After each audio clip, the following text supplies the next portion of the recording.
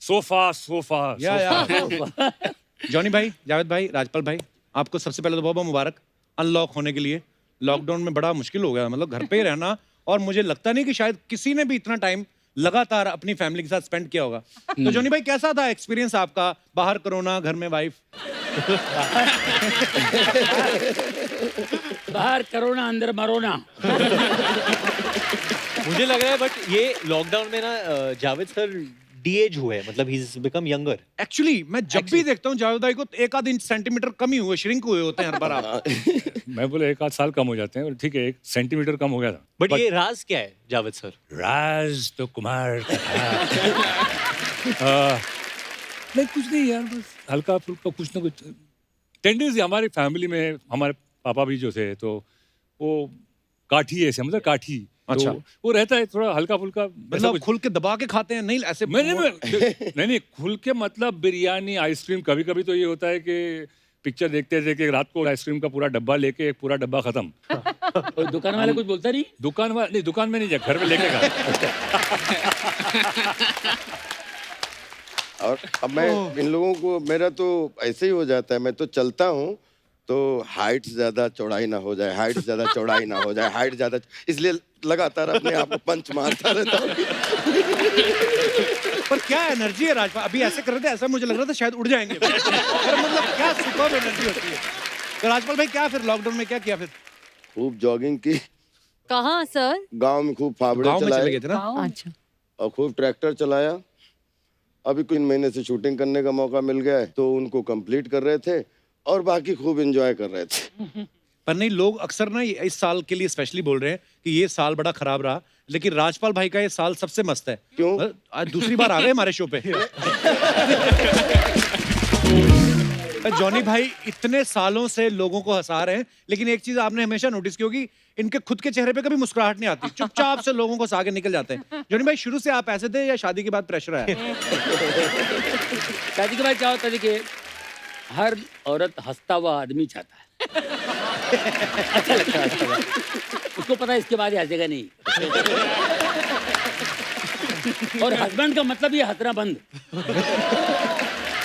और मुझे याद है 84 में मेरी शादी हुई है। 84 के पहले मैं हंसते हंसते कभी हंसता भी था, हंसाते हंसाते हंसता भी था, लेकिन उसके बाद धीरे धीरे सीरियस हो गए। मैं कितना भी कॉमेडी का बनाऊं, कुछ भी बनाऊं, पंचेस बनाऊं, उसमें मुझे हंसी नहीं आएगी, मैं हंसा कर छूं। बीवी।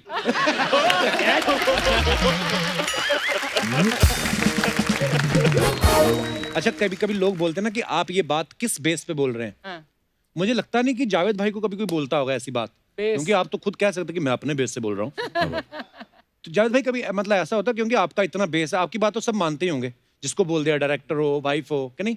मेरा बेस होगा तो फिर आप रजा मुराद साहब को क्या बोलेंगे, और फिर अमरीश पुरी साहब को क्या बोलेंगे, और हम मतलब बच्चन साहब को क्या बोलेंगे। नहीं, ऑनेस्टली मेरा लोगों को पता भी नहीं। कभी कभी मैं फोन पे बात करता हूँ तो लोग पहचानते नहीं है। अच्छा। एक बार बहुत पहले की बात है, पूजा बेदी हमारी एक फ्रेंड है जी, जानते हैं, तो मैंने फोन पर कि एनोनिमस, हाँ hello hi Pooja, how are you? Hi, who's this? No, I just was a fan of yours and I just wanted to speak with you. Tell me who's this? तो 2-3 minute घसीटा मैंने, उसका बोला this is Javed. ओ जावेद। मतलब वो, because normally ये आवाज इस्तेमाल नहीं करता हूँ मैं। कोशिश हमेशा करता हूँ कि जो भी कैरेक्टर हो, उस कैरेक्टर के हिसाब से आवाज को लेके चले, ना कि ये कि भाई बेस को रखना है, हमेशा बेस को रखना है। वो नहीं होता, बिकॉज एक्सप्रेशन कहीं कहीं टूट जाता है। तो आई डोंट थिंक सो। बीवी का जहाँ तक ताल्लुक है, जब जहाँ बेस निकालता है वो उसके मुंह से फेस निकलने लगता है कि दादा बस करो भाई, तुम पता है मुझे तुम्हारा बेस बहुत है। बट अदरवाइज ऐसी कोई बट यू नो, सच बात ये है कि मैंने जावेद सर के साथ पहली बार काम किया है, उनके अनेक आवाज़ है एक्चुअली, यू नो। तो बीच में ऑब्वियसली जब यू नो शॉट लग रहा है समथिंग, तो जो सेट पे सब एक्टर्स साथ में बात करते हैं, टाइम पास करते हैं। सो मेरा जो बहुत सारा एंटरटेनमेंट होता था वो जावेद सर से होता था, क्योंकि मैं हमेशा उनको पूछता था कि ये कैसे बात करते हैं, ये कैसे बात, और वो he is like a dictionary. Actors जो हमारे हिंदी जगत के एक्टर्स हैं, वो सबके बहुत, जो एक तो होता है नकल करना और एक होता है कि वो सोल आपके अंदर आ जाता है। Right. तो मेरे को लगता है उनके अंदर प्रकट हो जाता है वो एक्टर, और वो सारे एक्टर्स का बहुत, आप किसी का भी नाम ले लो, आप ऐसे जावेद भाई आप कुछ हो जाए यार, मजा आ जाए। Your favourite. फॉर एग्जाम्पल आप देखिए प्राण साहब। अब प्राण साहब के अलग मूड है। एक नॉर्मल प्राण साहब है, तुम क्या समझते हो कि तुम कोई ऐसी हरकत करोगे जो मैं नहीं जानता? तुम ये शायद भूल गए कि मैं तुम्हारा बाप हूँ। वो प्राण साहब को बचपन में ट्रिग्नोमेट्री का बहुत शौक था। आइसोसेलेस ट्रायंगल, हेक्सागन, वो पैर चलते रहता वो सब। फिर सीरियस प्राण साहब, इमोशनल। बिंदु बहन, 25 साल से ये राज अपने दिल में छुपाए बैठा हूँ, अब सहा नहीं जाता।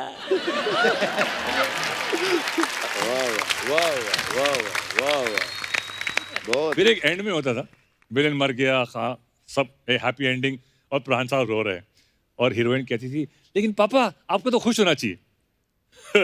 ये तो खुशी के आंसू है।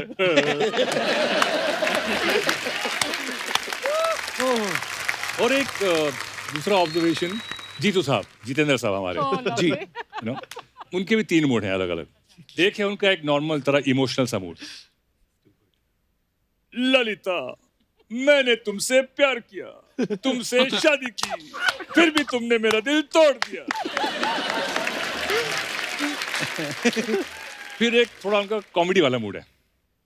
जब तक तुम्हारी गाड़ी के पीछे एल कबोर्ड लगा रहेगा, तब तक मेरी गाड़ी का बम्पर तुम्हारी गाड़ी के बम्पर पे लगा रहेगा। वाह। फिर एक एंग्री मूड है। जाके कह दो अपने बॉस से कि अन्याय के सामने सर नहीं झुकाएगा ये जस्टिस चौधरी। तुम मुझसे इस तरह की जबरदस्ती नहीं कर सकते।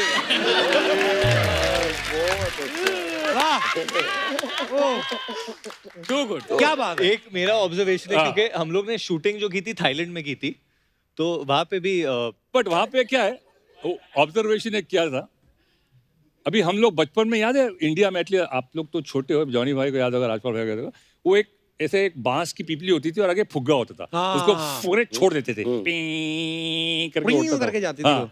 ये जो बांस की पीपली है ना, वो थाई लोगों के अंदर कई फिट ऑलरेडी है। तो सुबह नाश्ते के लिए ऑर्डर किया, excuse me miss, can I order my breakfast? हाँ, okay okay sir, can I have an omelette? Omelette, okay, you want white bear?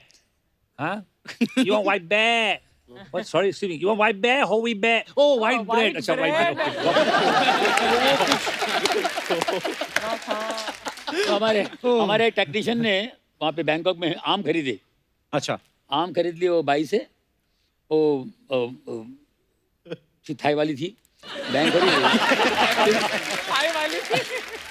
वाली थाई आम वाली था, ले लिया और हाँ, गेला किती देऊ रे पैसे? काय आता एवढं मागते, 7-8 बात मागते, ठीक आहे का? हा, देऊन टाकले का? थँक्यू.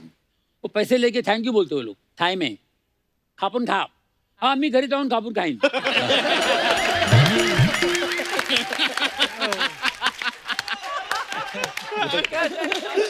वही जो मायला मराठी बोलते ती, मराठी बोलतीये, कापून खा, काट के खा.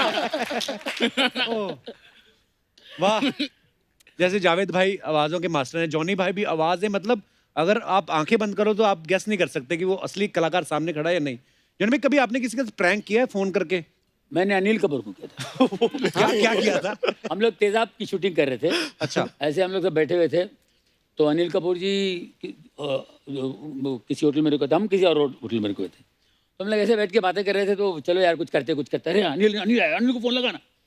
तो मैंने कहा किसी का आवाज़ निकाल के फोन लगा. मैं शत्रु जी की आवाज़ में. अच्छा। भाई हैदराबाद की जगह जहाँ पर शूटिंग करने के लिए आते रहते बाहर से, 2-3 मिनट की शूटिंग होती रहती है हमेशा, तो शत्रु साहब की आवाज़ निकाली. मैंने कहा अनिल, अरे क्या हाल है? हाँ भाई शत्रु, सब ठीक है? अच्छा अच्छा, कहाँ हो? अच्छा, शाम को मिलते हैं.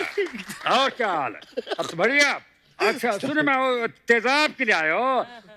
तेजाब, अच्छा वेरी गुड. और क्या? सर जी सर आपका शाम को मिलते हैं यार, बैठते तो कुछ हो जाए. हाँ जरूर, जरूर पक्का मिलते हैं शाम में. हाँ सर जरूर सर. वो इतना सर बोलने लगे, मुझे हंसी आ गई. अनिल भाई मैं हूँ यार, गाड़ी लीवर तेरी ऐसी की तैसी. एक्चुअली मेरे साथ भी ऐसा हुआ था एक बार. हम एक उस वक्त शेखर कपूर, मजहर खान, वो पूजा थी, तो बोला फोन लगाते, नसीर भाई को फोन लगाया रात को करीबन 11 बजे। Oh my God. अच्छा और मुझसे कहा कि जावेद तू कुछ बात कर, उनको बुला। तो मैंने अमरीश पुरी साहब की आवाज में, वाह मेरे फेवरेट है यार। हाँ, तो फोन करके सीधा, हाँ भाई नसीर। ओ यार मैं तो कहता हूँ आ जाओ, बड़ी चंगी कुड़िया है। सर कल सुबह शूटिंग है सर, मैं ओ यार मैं तो कहता हूँ नसीर आ जा। तो काफी देर तक चला वो सिलसिला, फिर बाद में बोला कि यार, तो नसीर भाई भी मतलब इतने भड़के नहीं थे, गुड सेंस ऑफ ह्यूमर। तो वाह क्या बात। क्या बात है सर। अच्छा आपको पता है राजपाल सर की ये 11वीं फिल्म है शायद डेविड सर के साथ। हाँ? तो आप फिल्म इंडस्ट्री में स्ट्रगल करने आए थे कि डेविड साहब के घर पे? सारी फिल्में उधर ही कर रहे हैं आप। ये कैसे मतलब? नहीं सीरियसली मतलब। पहली बार जब आया तो आपने कहा था कि कोई प्रियन जी का वीडियो तो नहीं लेके बैठे। एक्चुअली ये संयोग है, 20 साल हो गए मुझे और बहुत सारे डायरेक्टर के साथ काम करने का मौका मिला, लेकिन पता नहीं कौन से कर्म ऐसे हो गए हाथों से जिससे त्रिदेव मिल गए जीवन में।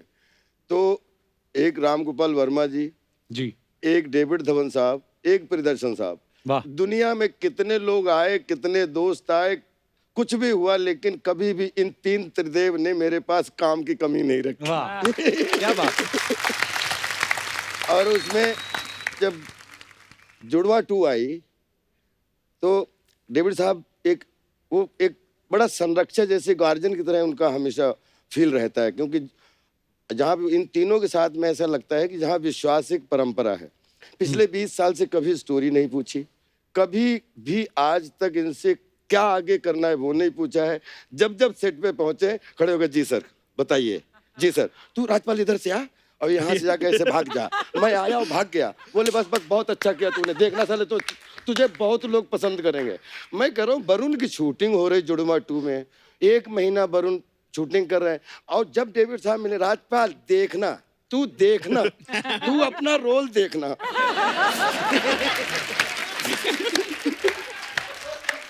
तो